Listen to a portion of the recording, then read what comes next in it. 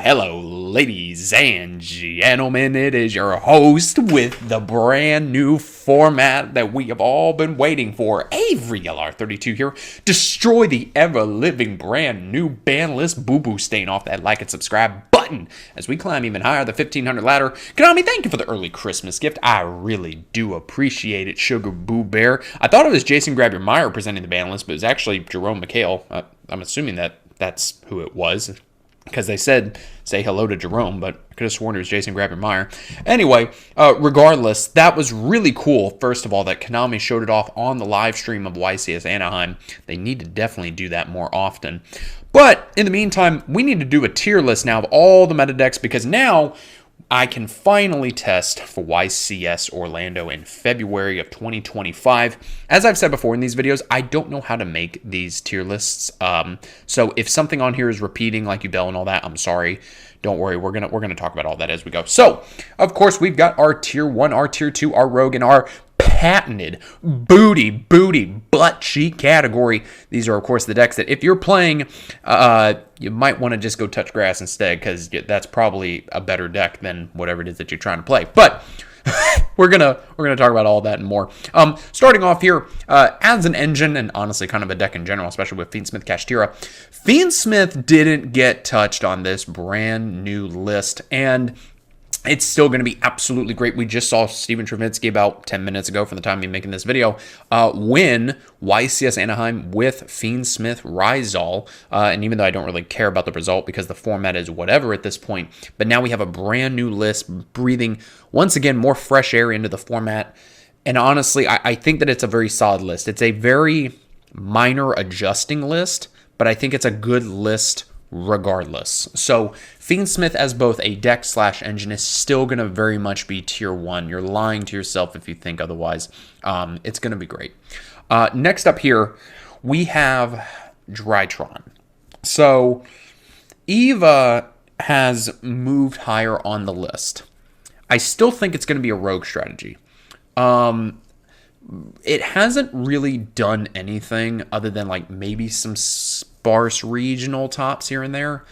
But I really don't think with all the other meta decks that we're going to have, especially now post-Crossover Breakers and post-Supreme Darkness, especially come February once we get the new Blue Eye structure deck, I just don't think Drytron's really going to be the move. Like, it's not going to be a terrible pick. I mean, especially if you can make people's main phase get skipped with that Ritual Monster thing. Like, that's insane. Next up here, well, Stun isn't on here, but we have the next closest thing, which is Runic. So Runic itself is rogue. Runic continues to dodge ban lists. Same thing with Dimension Shifter. Shifter's still at 3, which blows my mind. But Runic is still going to be a rogue pick. It's still not going to be terrible. You can still sit down and play Runic Stun, but you can't play Jowga the Spiritualist. My dad was wearing black for a week when Mystic Mind got banned, and now he's going to be wearing black for another week because now Jowgen is banned. So they copied this from Master Duel, aka Master Shits, and we're going to wrap this in with our discussion about Runic. Stun, overall, is still not a terrible concept, right? So Jowgen is banned, but you can still, play Fossil Dyna, Inspector Border, Banisher of the Radiance, things like that. But now you have one less monster that you can use as just to shut off special summons, and also as kind of like in a weird way a tribe infecting virus. You just pitch a card and then blow up all the special summon monsters on the field. So now that that's banned, I don't really think it need to be banned, but I'm happy with stun cards getting banned. Stun is going to be very much a rogue option alongside Runic, but I think it lost what little power it had, because now you really got to max out on your Fossil Dynas and kind of hope that that's enough, which is not all that great, I'm going to be honest. Next up here is Fire King, Snake Eye variants, Fiendsmith variants, whatever you want to call it. I still think they're going to be tier 1. OSS is banned, but we still have Snake Eye, Ash, Poplar. We have all of the other goodies in the format that the deck has access to. Banning OSS is what people were calling for a bunch last format when we first got that list. And I think now with it banned, it's another good hit to Snake Eyes, so that even with the Azumina cards, the deck is still very much playable. It's a deck you're still going to have to prepare for. There's no ifs, ands, or buts about that. Who the fuck is playing Flunder? No. Heroes, you know what? I'll be nice. I'll put heroes in Rogue. Even with the new support post Supreme Darkness, I mean, you can do stuff with like the Primite cards. Like you can play some of the vanilla stuff. Like you can go barrel into like Lordly Load, pause. Use the Lordly Load, pause, to get yourself to like Clayman or Sparkman. You can do things like that. We actually did a deck profile of that on the channel where it topped a regional as a 60 card variant. So there's going to be some interesting things that heroes will be able to do, especially with the Primite cards. So yeah, but it's definitely Rogue. Lab is Rogue. I don't care what anybody says. Melodious is Rogue. We saw a Melodious Rizal deck. Sure, I guess. Tempai's fucking tier 2 after the hits it has. No, it's not all that good. Purely, it's kind of been power crept, honestly. Tempai, so Sangan, Kaiman, and Chandra are both at 1. So you got to think now, you've got Chandra at 1, Sangan Summoning at 1, and Kaiman at 1. You can still play the deck, but you are losing a lot of consistency. If you lose that one Chandra and you don't have a way to get it back, you are crapping all over that menu floor. So I really don't think that with the hits it has, it's going to be able to consistently be able to hang with the tier 1 decks. And it already had a bad Rizal matchup anyway. We saw that in the OCG. The Tempai numbers slid due to Rizal being a thing. So I really think that if you're a budget player, sure, play Tempai Pimp. But if you can afford the meta decks and you want to play them, I definitely think that you should be doing that. Or, you know, worst case scenario, you play something like Flunder, although I hope not. You could play any other rogue deck that can like play Shifter, because crapping out a Shifter is still really good. I'm going to put Unchained up here with Ubel because they're kind of hand in hand. Still a tier 1 deck. Opening the Spirit Gates went from 1 back to 3, and then Phantom of Ubel went to 1. So the deck is basically at full power again with an asterisk. Phantom of Ubel is at 1, but like, couldn't you just play Loving Defender again? Like, I feel like that's just going to be what people do, or they're going to play like 1 to 2 different Link monsters depending on how many Phantoms you played. Like, Ubel is still very much a good deck, and Spirit Gates is back at 3, so you just have more fucking consistency again. So like, I don't see the issue. Ninjas, why are you playing Ninjas? Rescue Ace, so Airlifter's back at 3. I'm still going to put this deck in Rogue. I feel like all the other meta decks have just power crept it. Like, it's still a very good trap deck. Like, if you don't want to play Labyrinth, you can be like, well, I'll just play Rescue Ace instead. But no, it's not terrible, but I feel like you have better options. Exosister, it's a Shifter deck, but I feel like it just kind of loses to Malice. Also, Rizal and Malice are clearly not on this list. I'm sorry. But Malice and Rizal would obviously go in the tier 1 category. They have proven to be absolutely busted just right out of the box of Crossover Breaker. Exosisters have just been power crept. There's not really anything to talk about there. Dragon Link, so I'm really interested with Dragon Link. I'm putting it in Rogue with the potential for it to go to tier 2. All the Dragon Rulers are at 3. So we even had people like Team Samurai showing off like just a straight Dragon Ruler deck with like 2 of each of the Dragon Rulers. Dragon Rulers are all at 3 now. Super Rejuvenation's at 3. So I'm very interested to see if like Dragon Link or even like Tempai decks are going to be able to do that with all those Dragon Rulers. There's got to be something there that you can mess around with. So that is something that you really want to keep on your radar. And it's something to keep in mind that you can mess around with. Voiceless Voice is a very solid tier 2 deck. Eva moved up higher on the list, so it's whatever. Branded is Rogue. So you have Gimmick Puppet, Nightmare Band. I still think Sanctifier should have just been the thing that gets banned.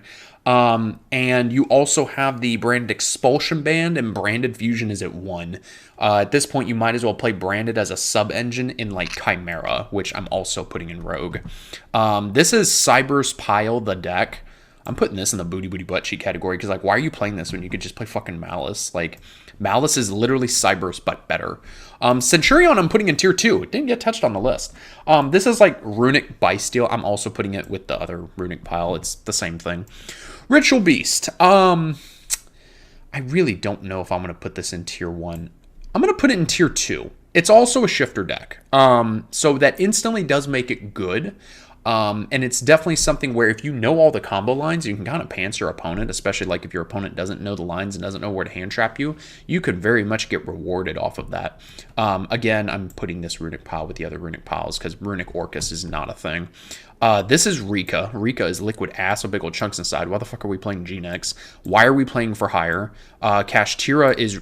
I'm putting Cash in Rogue. It's not bad. It's definitely Rogue. Orcus I'm putting in Rogue. Paleo is Rogue AF.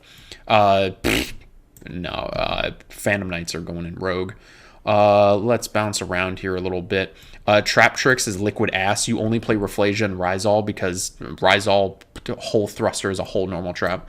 I was about to say Valiance. That's not even Valiance. Vanquish Soul. Vanquish Soul's Liquid Ass with big old chunks inside. What is this deck?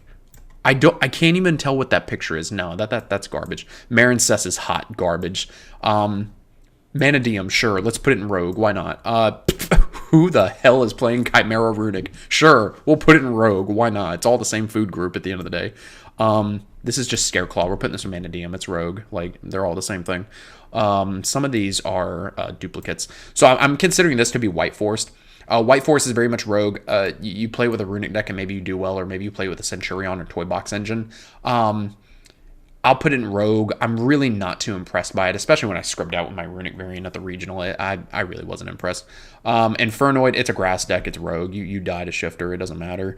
Dinos, it's a cute Rogue deck. It would be interesting to see what the deck can do with Pankratops at 3, though. That's adorable. That will be interesting to see. Dark Worlds, they want to loop your hand. They die to Shifter and Droll. Any deck that's playing 28 hand traps, it's not going to survive. Who's playing Jack Atlas, the deck? That deck's hot garbage. No one's playing Virtual World in 2024, soon to be 2025. Tier, we'll put Tier in Tier 2, no pun intended. It's a solid engine. It's a grass deck. It's whatever. It's just the ceiling's really high, but then if you get shifted, you're crapping all over the venue floor. Gimmick Puppet is Rogue. I guess you can still FTK without Nightmare, right? Yeah, because that was just a lockout of special summoning, so that doesn't matter. You can still FTK. Just feel like you got better options. Live Twins is Liquid Ass. Like, Sprite's just a better Tier 2 deck. Like, you don't even need the Evil Twin cards. Sky Striker's Rogue. There's not much explanation there. I'm kind of bouncing through these because I don't want to take up your time all day. Memento, I think, is still a Tier 1 deck. I can easily play the Fiendsmith engine, and, like, it did well at the YCS, so I don't see why it couldn't be considered a Tier 1 deck. Elderlich is hot dog water. I don't know who's still out here playing Elderlich. Honestly, I got to put Sword Soul in the booty butt cheek category because, like, you don't have Baron, so, like, what does this deck even do anymore? Like, yeah, you get the Primite cards and Supreme Darkness, but, like, does that suddenly make you good? I would argue it doesn't. Salad is Rogue, and I say this in every single tier list video. I think that Salad is hot garbage. It goes in the Rogue category, though, because there's always that one player at a fucking regional who will always beat me with Salad. They won't beat anybody else in the room all day, but they'll beat me with Salad. I always get beat by that deck. I literally don't know what this card is, but I don't see it at events, so it's probably bad. No one plays Infernoble anymore because I sold his ban. Horus as an engine is bricky AF, but it's cute. We'll put it in Rogue because there's always potential there, and that's as far as I'm going to go with it. And then leading the charge in Rogue is Exodia. Shifter is still at 3. You have a decent amount of non-engine slots that you can play in the deck. We've seen it even win a regional. This is a deck that you have to respect. If you are going up against a lot of Rogue decks at an event, you need to keep in mind what Exodia can do, because if they get out that fusion and you can't out that fusion, you're losing the game on the next turn because they're just going to obliterate you. So, ladies and gentlemen, let me know what you think down in the comments below. Is it very similar to last format? Yes, but I think that this list at least knocks Tenpai down a peg, and it overall, I think, definitely touches up the format to where now we're going in post-crossover breakers. Rizal has a great matchup against Tenpai, so Tenpai isn't going to see a whole lot of play now, I'm sure. And overall, the format, I think, can still be diverse, like what we were seeing with what is now last format. But we're not going to see so much of the same Ubel, Snake Eye crap of just same thing every event. I think that Crossover Breakers injecting fresh life in the form of Malice and Rizal, and then also this new list going into Supreme Darkness and YCS Orlando in February, I think is going to shape up the format to be very fresh. And then in another 2 or 3 months, we'll get another list that may even take care of Fiendsmith and everything by that point. And then we'll have a whole new set of Tier 1 decks by then. So guys, let me know what you think. Thank you so much for watching, and I'll see you in the next video.